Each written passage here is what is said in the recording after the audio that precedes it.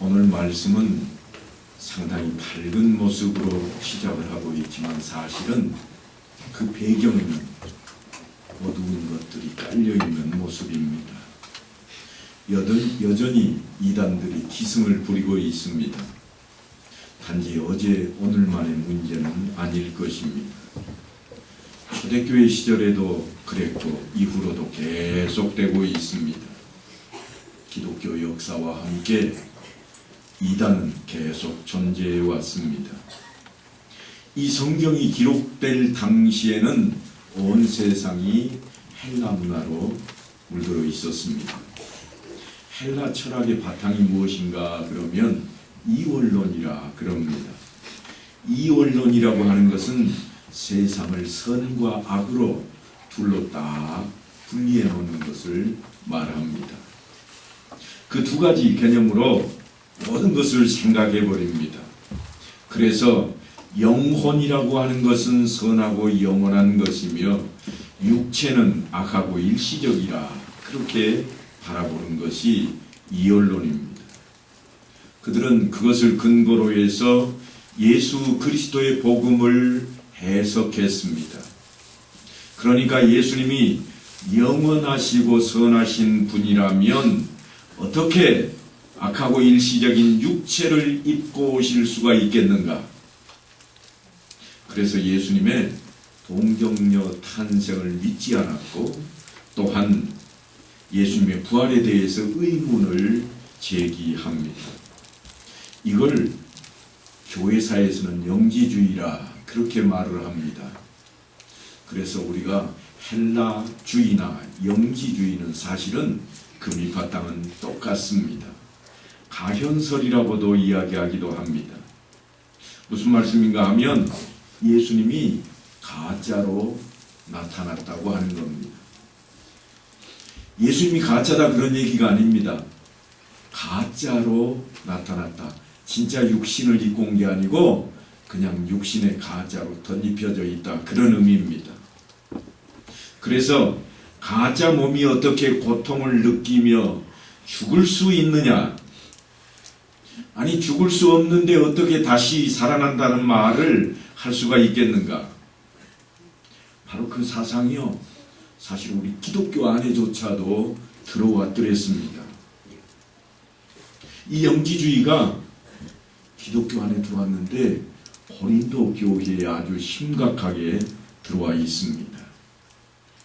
우리가 고린도 전후서를 읽어보셔서 잘 아시겠습니다만 그곳에 영지주의로 말미암은 타락된 모습들이 많이 자리를 잡았습니다.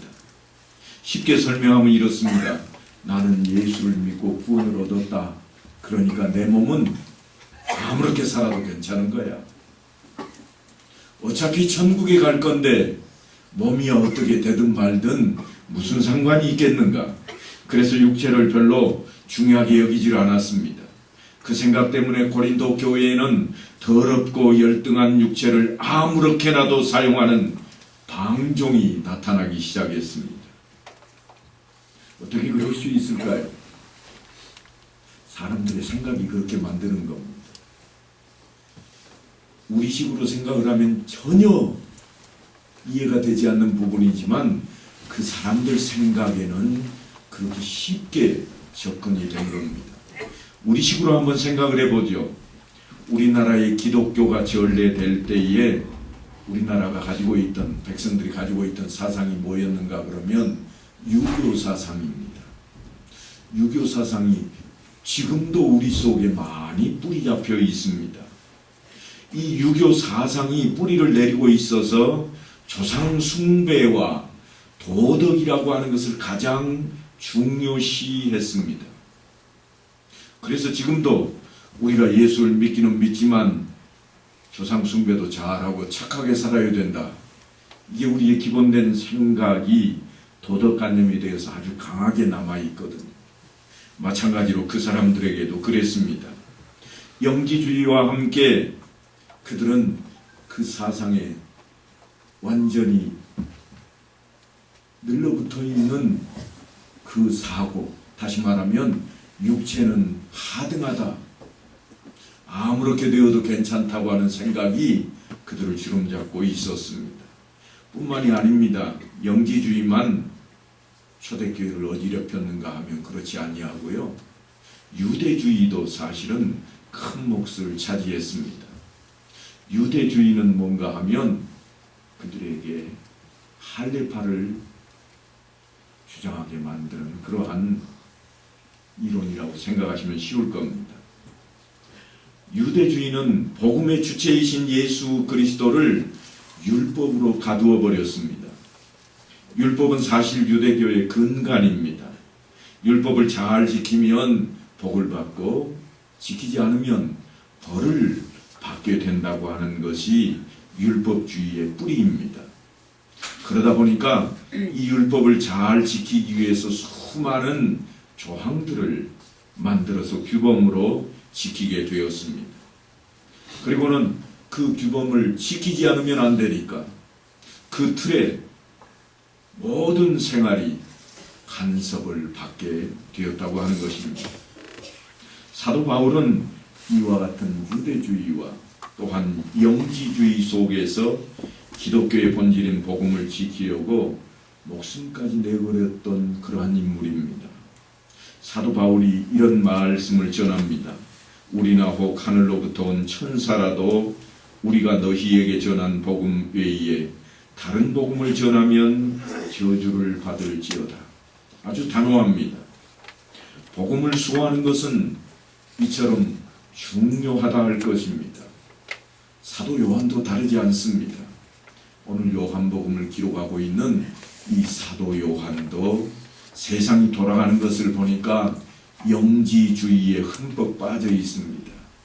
그러다 보니까 사람들이 예수님이 동정녀 탄생한 것과 부활을 믿지 않으려고 합니다.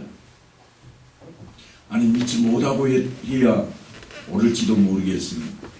그래서 영지주의에 넘어가지 않도록 사도 요한도 예수님이 부활하신 그 일, 그리고 후에 자신들과 함께 계셨다고 하는 사실을 그들에게 그대로 전해줌으로써 사실은 영지주의에 빠지지 않도록 하는 데에 초점을 맞추고 있습니다. 무슨 말씀인가 하면 예수님이 다시 살아나셨어. 내가 직접 봤거든. 나하고 같이 식사도 하셨단 말이야. 그래도 못 믿겠어? 이런 식의 이야기를 지금 끄집어뜨리고 있는 겁니다. 십자가에 못 박혀 죽으신 예수님께서는 분명히 장사된 지 사흘 만에 다시 살아나셨습니다. 그러나 세상의 소문은 그렇게 나지 않았습니다. 제자들이 예수의 시체를 훔쳐가 버렸고 그들은 다시 살아났다고 헛소문을 퍼뜨리고 있다. 이런 소문이 널리 퍼지고 있었습니다. 그래서 예수님께서 부활하신 후에 여러 사람 앞에 나타났던 그 일들을 사도 요한도 기록해서 전하고 있는 겁니다. 그 중에 사도 요한의 이야기 가운데 부활하신 주님께서 처음 제자들에게 나타나신 것은 꼭꼭 숨어있던 장소였습니다. 문을 다 닫았다 이 말은요, 우리가 문을 닫아도 창구멍 이렇게 딱 뚫어가지고 내다도 보고 하잖아요. 그런데 이 사람들 집은요, 문을 닫으면 아무도 들어가지도 나오지도 못하는 겁니다. 그러니까 지금의 집을 생각하지 마시고 성경이 기록될 당시의 집들을 여러분들이 생각을 하셔야 됩니다. 담장도 두툼하고 그 다음에 문을 닫아버리면 불을 켜지 않으면 아주 어두컴컴할 정도의 그런 집들입니다. 우리나라도 적어도 몇십 년 전으로만 돌아가면 토담집이 많았잖아요. 토담집에 창문 닫아놓고 발 내려버리면 속에 들어가면 캄캄합니다. 사람이 어디 있는지 없는지 모를 지경이잖아요. 그런데 2000년 전에 있었던 이야기입니다. 그 당시의 집들이 어떠했는지를 우리는 좀 생각을 하면서 이 말씀을 들여다봐야 될 것입니다. 공간의 제약을 받지 않고 주님께서 갑자기 그들 앞에 나타나셨습니다. 문을 열고 그리로 들어오신 것이 결코 아닙니다. 이날 곧 안식 후 첫날 저녁 때에 제자들이 유대인들을 두려워하여 모인 곳에 문들을 닫았더니 예수께서 오사 가운데 서서 이르시되 너희에게 평강이 있을지어다. 이 말씀을 하시고 손과 옆구리를 보이시니 제자들이 주를 보고 기뻐하더라. 지금 박해를 받는 때입니다. 숨어 있을 때이기 때문에 문을 닫아놓고 누가 밖에서 두들겨도 확인이 안 되면 문을 안 열어줄 판입니다. 그런 환경 속에 주님께서 그들 앞에 나타나셨다고 하는 것입니다. 얼마나 놀랐을까요? 하지만 성경에는 제자들이 놀라 자빠진 모습은 없습니다.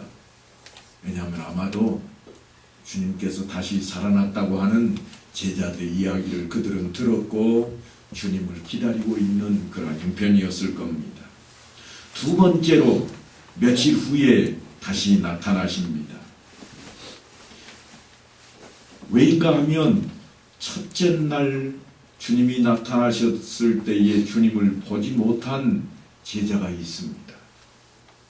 그는 도무지 믿지를 못했습니다. 아마 우리 가운데 이런 일이 벌어져도 믿지 못하겠다고 하는 사람들이 많을지도 모릅니다. 내 눈으로 봐야 되겠다는 겁니다. 여드레를 지나서 제자들이 다시 집 안에 있을 때에 도마도 함께 있고 문들이 닫혔는데 예수께서 오사 가운데 서서 이르시되 너희에게 평강이 있을지어다 하시고 도마에게 이르시되 내 손가락을 이리 내밀어 내 손을 보고 내 손을 내밀어 내 옆구리에 넣어보라. 그리하여 믿음 없는 자가 되지 말고 믿는 자가 되라. 도마가 즉각 반응을 합니다. 어떻게 반응을 하는가 하면 손가락을 뻗어서 만져보고 있는 게 아닙니다. 나의 주님이시요 나의 하나님이시니이다. 그냥 보는 순간 주님이신 것을 알았던 겁니다. 그러자 이번에는 주님께서 그의 정곡을 찔러버립니다. 뭐라고 말씀하시는가 하면 너는 나를 본고로 믿느냐? 보지 못하고 믿는 자들에게 복이 있을 것이라. 사도 요한은 이 말씀에서 믿음의 본질을 찾고자 하고 있습니다. 그래서 이렇게 말씀을 전합니다. 오직 이것을 기록함은 너희로 예수께서 하나님의 아들 그리스도이심을 믿게 하려 함이요 또 너희로 믿고 그 이름을 힘입어 생명을 얻게 하려 함이라.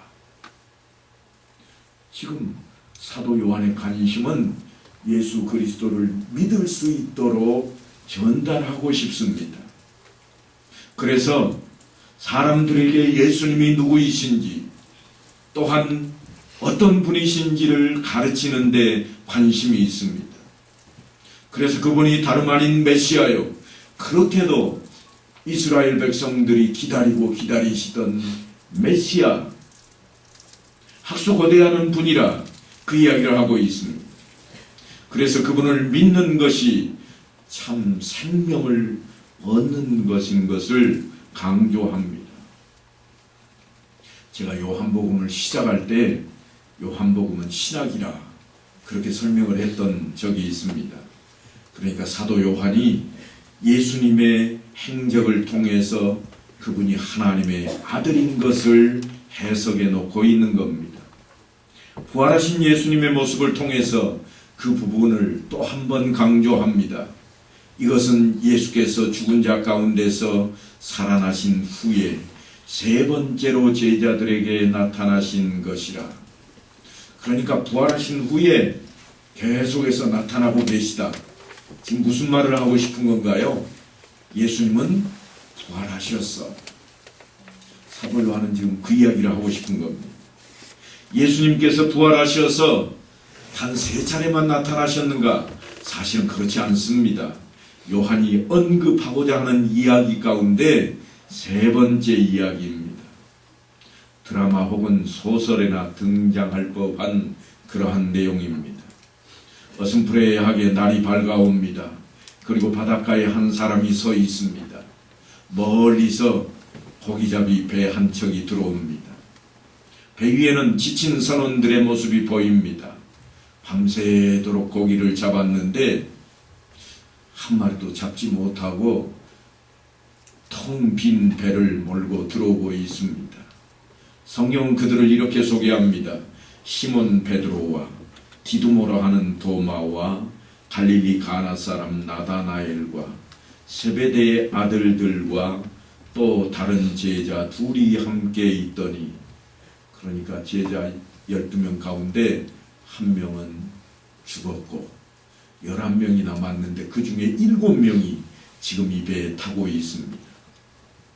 오랜만에 하는 고기잡이라 아마도 힘이 들었을 겁니다. 거기다가 한 마리도 잡지 못했으니 더 힘들었을 겁니다.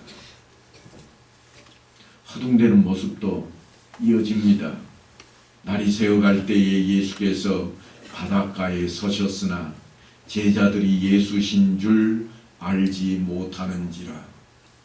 예수님 바닷가에 서 계시는데 3년 동안이나 따라다녔던 제자들이 예수님을 알아보지 못하고 있습니다.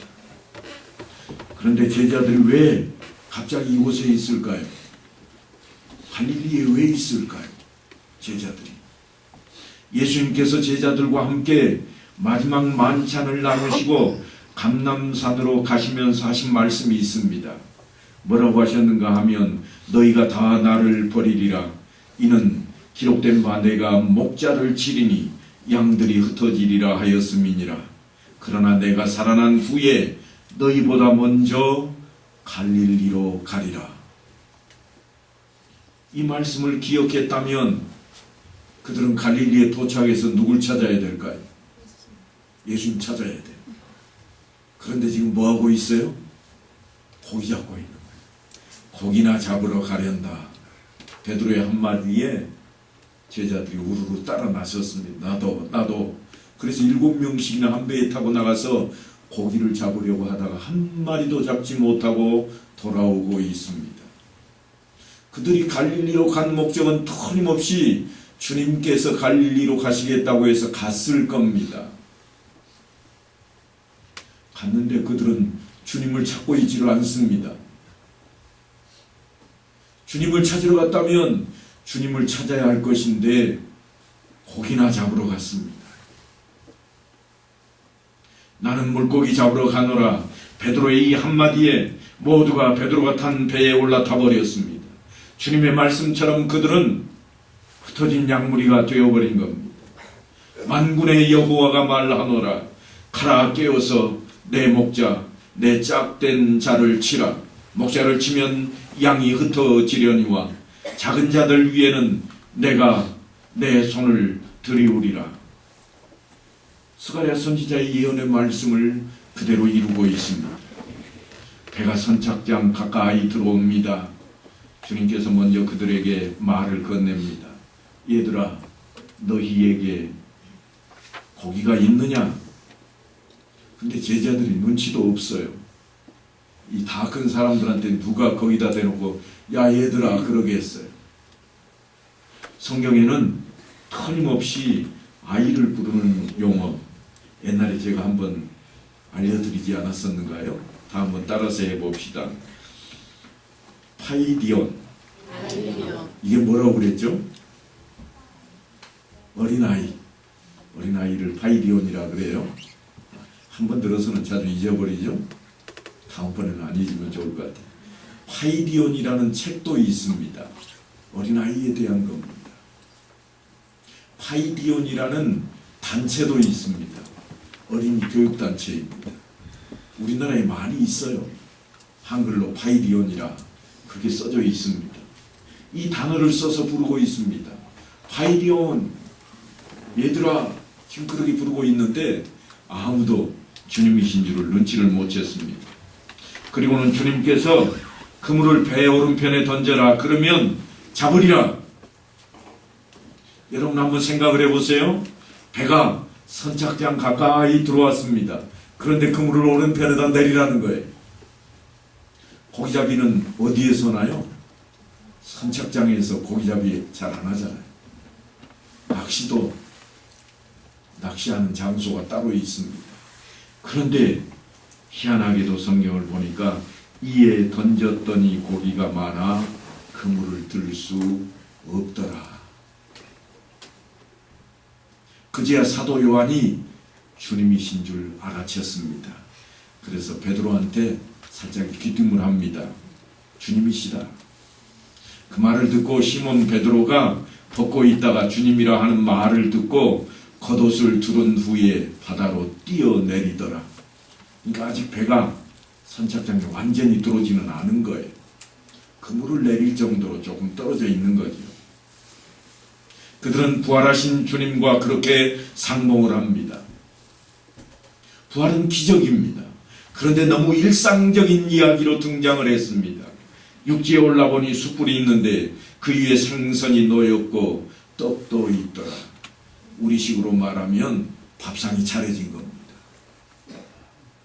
사도 요한은 아무렇지도 않게 이야기를 이어갑니다. 예수께서 이르시되 지금 잡은 생선을 좀 가져오너라 하시니 시몬 베드로가 올라가서 그물을 육지에 끌어올리니 가득히 찬 큰 고기가 153마리라. 이같이 많으나 그물이 찢어지지 아니하였더라. 예수께서 이르시되 와서 조반을 먹으라 하시니 제자들이 주님이신 줄 아는 고로 당신이 누구냐 감히 묻는 자가 없더라. 여러분, 이 상황을 한번 생각을 해보세요. 주님을 찾겠다고 그들은 갈릴리로 갔습니다. 그런데 주님 찾을 생각을 하지도 않고 고기나 잡으러 나갔습니다. 그런데 고기도 못 잡고 들어왔는데 들어오는 포구에 주님이 기다리고 계시는 거예요. 그러니까 그들이 밥을 먹으면서 아침 밥상 자리 앞에서 무슨 생각을 하고 있을까요? 그들의 머릿속에는 주님과 함께했던 3년의 그 긴 세월에 일어났던 일들이 주마등처럼 지나갔을 겁니다. 특히 베드로는 더합니다. 주님을 처음 만났을 때 그때에도 똑같은 일이 벌어졌었기 때문입니다. 그때에도 밤새도록 고기를 잡다가 돌아왔는데 물고기 한 마리 잡지 못하고 돌아와서 그물을 털려고 하는데 주님께서 깊은 데로 가서 그물을 던지라 그럽니다. 누가복음 5장에 보면 깊은 데로 가서 그물을 내려 고기를 잡으라. 선생님, 우리들이 밤이 새도록 수고하였으되 잡은 것이 없지만은 말씀에 의지하여 내가 그물을 내리리이다. 그렇게 하니 고기를 잡은 것이 심히 많아 그물이 찢어지는지라. 그날 베드로는 주님 앞에 무릎을 꿇고 엎드렸습니다. 주여, 나를 떠나소서, 나는 죄인이로소이다. 왜 그랬을까요? 오늘처럼 어근탐지가 있는 것도 아닌데 고기가 모여있는 곳을 정확하게 알고 있는 이분을 선생으로만 모실 수만 있으면 고기잡이는 이제는 누워서 떡 먹게 되는 겁니다. 갈릴리 바다를 손바닥 보듯이 훤히 알고 있다고 생각했던 어부인 자기들보다도 훨씬 놀라운 사람이 나타났습니다. 그래서 모두가 놀랐습니다. 자기 및 자기와 함께 있는 모든 사람이 고기 잡힌 것으로 말미암아 놀라고 세베대의 아들로서 시몬의 동업자인 야고보와 요한도 놀랐습니다. 모두가 다 놀랐습니다. 그러니까 그 기술을 배워야만 할 것입니다. 그런데 베드로는 그 기술을 가르쳐달라고 하질 않았습니다. 오히려 자신의 죄를 고백합니다. 그러니까 베드로는 지금 예수님에게서 하나님을 본 겁니다. 그 경외심이 두려움으로 나타났던 겁니다. 그 모습을 물끄러미 내려다보던 주님께서 베드로에게 무서워하지 말라. 이제 후로는 네가 사람을 취하리라. 이 말씀 한마디에 베드로는 사실 모든 것을 다 내던지고 주님을 따르기로 작정합니다. 그렇게 떠난 것이 엊그제 같은데 날수를 헤아려 보니 벌써 3년이라는 시간이 확 지나가 버렸습니다. 그러니까 이제 주님을 알아본 순간 베드로는 정신이 번쩍 들었습니다. 분명히 그랬습니다. 고기잡이 하던 그에게 나를 따라오라. 내가 너희를 사람을 낚는 어부가 되게 하리라. 그래서 모든 것을 내려놓고 따라 나섰습니다. 그렇게 세월을 보냈습니다. 주님께서 가시는 곳이라면 어디든지 다른 사람들이 수제자라고 할 정도로 열심을 내었습니다. 열심히 배웠고 할 수 있다고 자신했습니다. 그런데 지금 자신을 보니까 몸은 배 위에 있고 손에는 그물이 들려 있는 겁니다. 이전의 삶으로 되돌아가 버렸습니다. 그래서 베드로는 아차 싶었을 겁니다. 시몬 베드로가 벗고 있다가 주님이라 하는 말을 듣고 겉옷을 두른 후에 바다로 뛰어내리더라. 여러분, 베드로 하면 생각나시는 거 또 있죠? 주님께서 한밤중에 갈릴리 바다 한가운데로 바람이 일렁이는 파도를 가르고 걸어오실 때 베드로가 한 말이 있잖아요. 뭐라고 그랬어요? 나를 오라고 하십시오. 그러면 나도 물 위에 한번 좀 걸어보게요. 그랬다가 주님을 보고 내려서 물 위를 걸어가다가 그가 뭘 봤어요? 파도를 보고 일렁이는 물을 보고 빠져가는지라. 주님께서 뭐라고 그러셨어요? 믿음이 적은 자야. 지금 베드로가 왜 뛰어내리는지 한번 우리는 생각을 해보아야 됩니다. 그는 아마도 머릿속이 복잡했을 겁니다. 그래서 옷을 맨몸으로 갈 수 없잖아요. 선생님 앞인데. 그래서 옷을 추스리고는 그냥 대책 없이 뛰어내렸을 겁니다. 베드로는 참 대책이 없는 인물 가운데 하나입니다. 하지만 그는 이제 주님을 만나게 되었습니다. 이제야 부활하신 주님이 눈에 보이기 시작한 겁니다. 방 안에서 볼 때도, 아니 두 번째로 다시 볼 때도 분명히 부활하신 주님을 봤음에도 불구하고 이들은 새삼 느끼지를 못했습니다. 그런데 이제 세상으로 돌아가 버렸다가 다시금 자신들을 발견하고 주님을 만나는 순간 이들은 이제 부활하신 주님을 온전히 만나게 되었다고 하는 것입니다.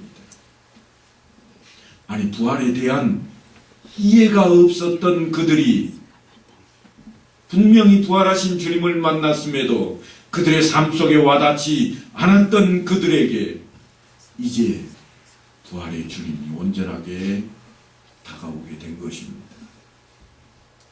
우리가 믿는 예수님, 어떤 예수님인가요? 살아계신 하나님의 아들이시라.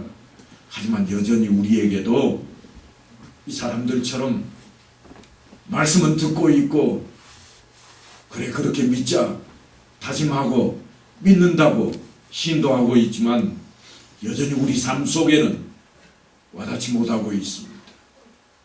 여전히 우리 삶 속에서는 예수님이 살아계신 것 꿈에도 생각 안 합니다. 베드로가 고기나 잡으러 가자 역시나 우리는 또 오늘 예배가 끝나고 나면 내일은 직장으로, 내일은 사업터전으로, 내일은 일터로 그렇게 나설 겁니다. 그 안에 우리는 주님을 붙잡지 않습니다. 우리 오늘 베드로를 통해서 우리가 그렇게 되지 못한 것을 배워야 됩니다. 베드로는 이제 어떻게 바뀌고 있는가? 그는 이제일지라도 부활의 주님을 온전하게 만났습니다.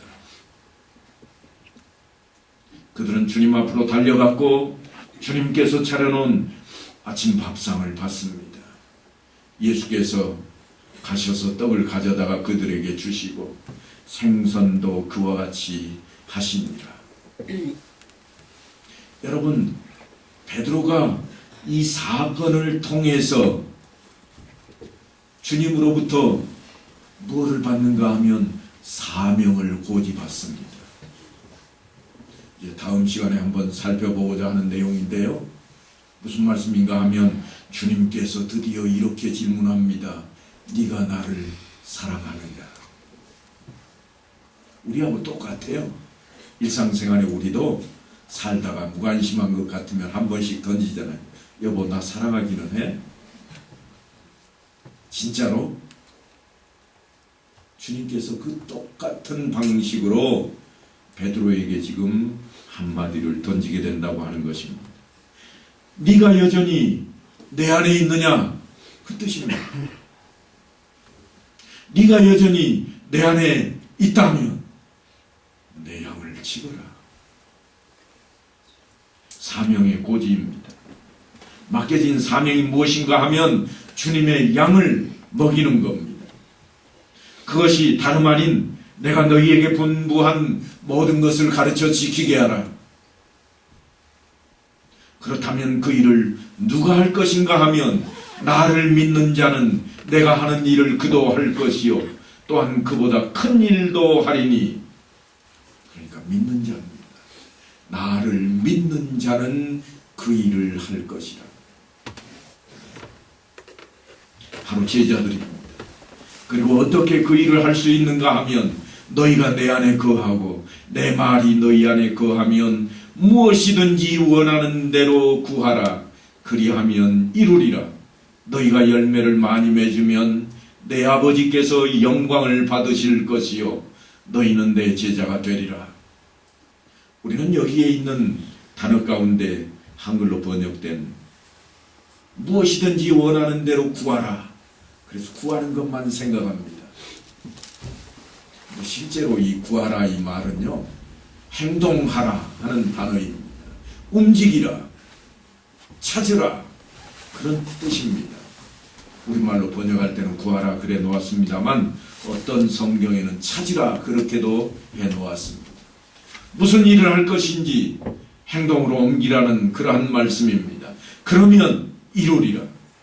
그리고 이어서 나오는 말씀이 뭔가 하면 너희가 열매를 많이 맺을 것이다.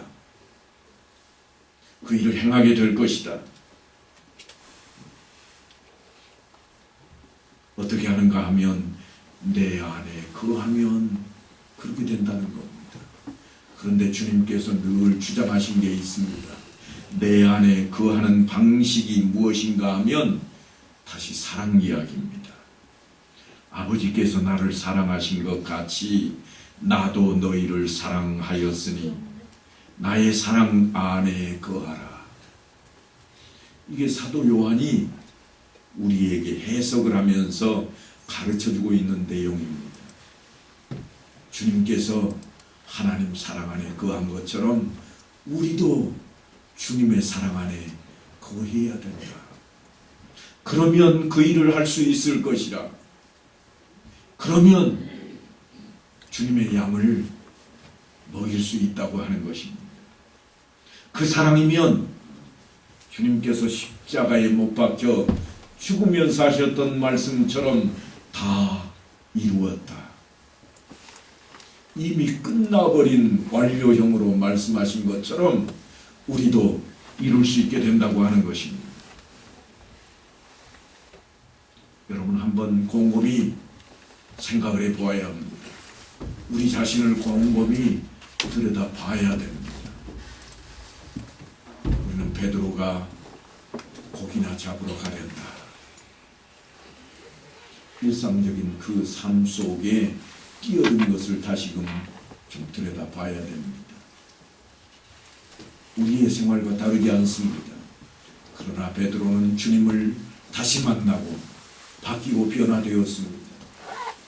이제는 주님께서 말씀하신 대로 주님께서 가르치신 그 모든 것을 분부한 모든 것을 가르쳐 지키는 자리로 달려가게 되었습니다.